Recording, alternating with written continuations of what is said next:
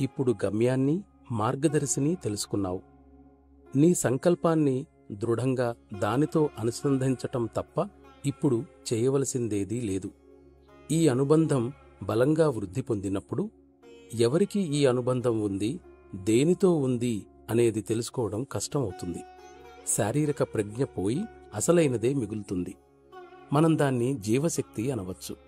దీనికి పైన చెప్పిందే సరైన పద్ధతి. లక్ష్యాన్ని నిశ్చయంగా ఛేదించటానికి గురువు సహాయం తప్పనిసరి. ఇందుకు శరీర ప్రభావం యొక్క భావముద్రలు పడకుండా తప్పించుకోవటం అవసరం.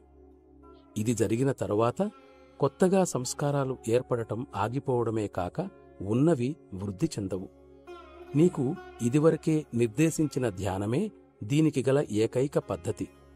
ఇప్పుడు నీవు సాధనను క్రమపద్ధతిలో కొనసాగిస్తున్నావని ఆశిస్తున్నాను. నా సేవలకు సంబంధించినంతవరకు నాకు సాధ్యమైన దానిని చేయటానికి నేను ఎల్లప్పుడూ సిద్ధంగా ఉన్నాను. నీ గురువర్యులు మీ అందరి కోసమై నాకు అప్పగించిన ఆస్తిగా నేను కలిగి ఉన్న దానిని మీ అందరికీ పంచిపెట్టడానికి సదా ఆతృతతో ఉన్నాను.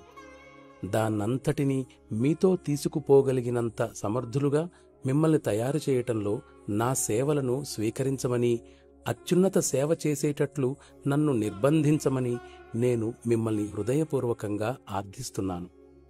నన్ను భౌతికంగా చూసే అవకాశం లభించనంత వరకు నేను అప్పుడే అక్కడ నీతో ఉన్నానని భావించు.